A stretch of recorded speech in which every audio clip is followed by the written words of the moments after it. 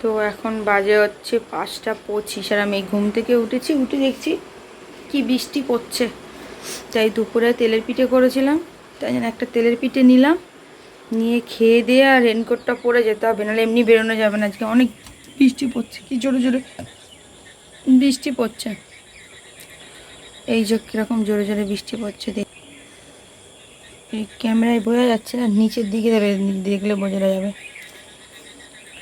তো চলুন খেয়ে নিই, এটা খেয়ে আর যাবো। তো এই যে আমি রেডি হয়ে গেছি, এই যে মাল নিয়ে এখন যাব পাশের গ্রামে। বৃষ্টি পড়লে একদম ভালো লাগে না, রেনকোট পরতে হবে। রেনকোট পরলেই আর পেটের মধ্যে লাগে, রেনকোটের কালারটা এত মানে টাইট হয়ে গেছে কি বলবো। বৃষ্টি ঘরে বসে দেখতে ভালো, কিন্তু যারা বাইরে বৃষ্টিতে কাজে বেরোয় তাদের জন্য একদম দুর্বিষহ একটা ব্যাপার। তো কি আর করব, যেতেই হবে মালগুলো দিতে। তো চলুন ঘুরে আসি। তো এই যে ভিজে ভিজে চলে এসেছি, এবার এসে চা বসাবো।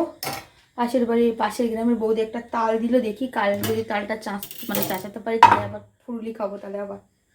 তো এখন আপাতত চা খাবো, খিদে পেয়ে গেছে হেভি জোরে।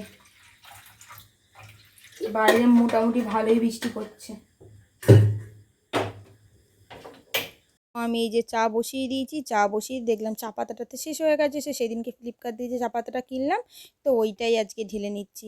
তো এখানে অল্প করে ঢেলে নিলাম, আর বাকিটা এই যে লক লক লাগিয়ে দিয়ে ক্লিপ দিয়ে আমি আবার রেখে দিলাম ভালো করে প্লাস্টিক দিয়ে মুড়িয়ে। তো এইদিকে চাটা চাপা দিয়ে, আর এইদিকে আমি জামা কাপড়গুলো গুছিয়ে নিচ্ছি। আমি এতটা কুঁড়ে যে জামা কাপড়গুলো র্যাক থেকে ডিরেক্ট পুরো একদম ভাঁজ করে নামাচ্ছি, যাতে আবার ভাঁজ করার কোনো টাইম না লাগে। কী আর বলবো, কুড়ে মেরা মারার যা কাজ। তো এই যে জামা কাপড়গুলো গুছিয়ে রেখে এই যে চা খেতে বসে গেলাম। তো চাটা খাওয়া হয়ে গেছে। এই যে পুচকা ঢুকবো বলে ছোটাছুটি করছে, আমি বলি না তুই দুষ্টু করবি, তুই এখন দরজা দেওয়া থাক। তো আমি এই যে তাড়াতাড়ি করে মালগুলো আয়রন করে নিলাম। তো মালগুলো আয়রন করে মালটাল কেটে এইদিকে বাসন মাজতে চলে এলাম। তো এই যে তাড়াতাড়ি করে বাসনগুলো মেজে নিলাম। আজকে অল্পই বাসন ছিল, যেহেতু রান্না করিনি, তো বাসন মেজে আমি রেডি হয়ে গেলাম। তো এখন বাজে হচ্ছে 9:10, আর আমি এই সবে মালগুলো কেটে বাসনটা মেজা রেডি হয়ে গেলাম এই যে যাবো বলে। তো চলুন ঘুরে আসি, তাতেই চলে আসবো। আকাশের অবস্থা ভালো না, মনে হচ্ছে বৃষ্টি বৃষ্টি হতে পারে। বলছিল কাল থেকে তো নাকি খুব বৃষ্টি হবে। তো যাই এখন কতটা কী হয়।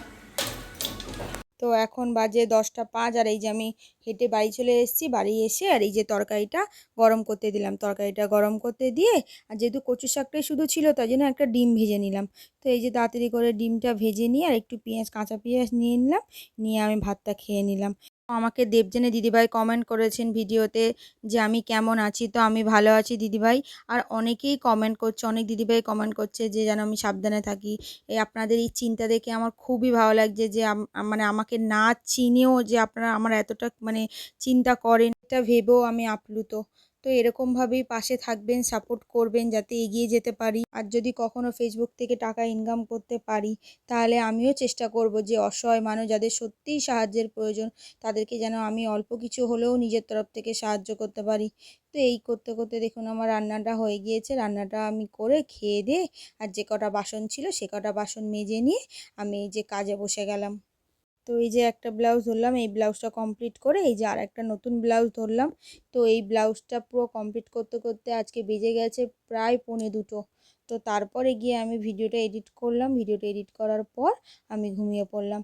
তো সবাই খুব ভালো থাকবেন, সুস্থ থাকবেন। দেখা হচ্ছে পরের কোনো একটা ভিডিওতে। আর ভিডিওটা কেমন লেগেছে অবশ্যই কমেন্টে জানাতে ভুলবেন না। আর ভালো লাগলে like, comment, share and subscribe করে দেবেন। আর ফেসবুক থেকে দেখলে চ্যানেলটা অবশ্যই ফলো করে দেবেন। ধন্যবাদ সবাইকে।